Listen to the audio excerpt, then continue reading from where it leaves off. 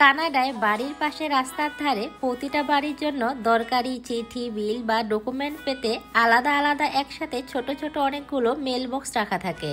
আর সাথে নিজের ঠিকানায় প্রত্যেকটা মেল বক্সেই থাকে নিজস্ব একখানা আলাদা চাবি। সো হ্যালো এভরিওয়ান, কেমন আছেন সবাই? আমি প্রতিমা কথা বলছি কানাডার মিল্টন শহর থেকে। তো আজকে এখানে রবিবার দুপুরে 1টা বাজতে চললো।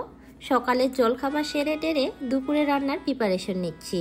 আর আজকে বাসায় রান্না হবে কই মাছ। মাছের আঁশগুলো তুলতে কিন্তু বেশ খানিকটা সময় লেগেছে। বেশ ভালো মতো ধুয়ে বেছে এখন গায়ে লবণ, হলুদ, মরিচ মেখে নিব।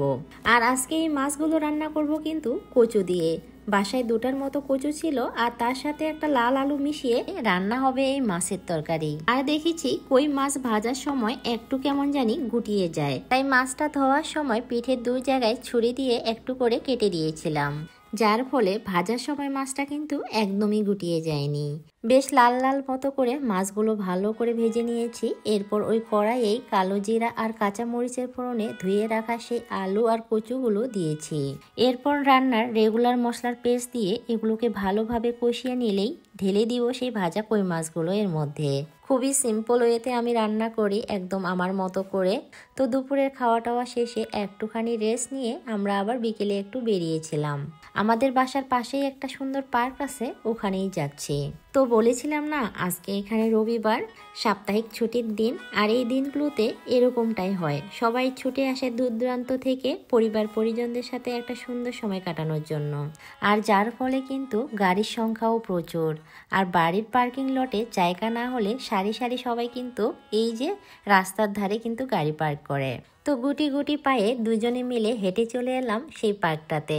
এই পার্কটাতে একটা আবার সুন্দর পুকুরও রয়েছে। আর এই পুকুরে জানেন কয়েক জোড়া আবার হাঁস রয়েছে।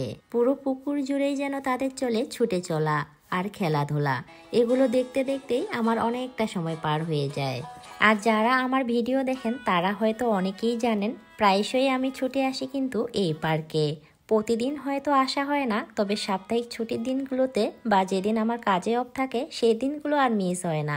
সবাই যেখানে পরিবার পরিজনদের নিয়ে একটা সুন্দর সময় কাটায়, তখন আমরা দুজনে মিলে ছুটে আসি এইখানটায়।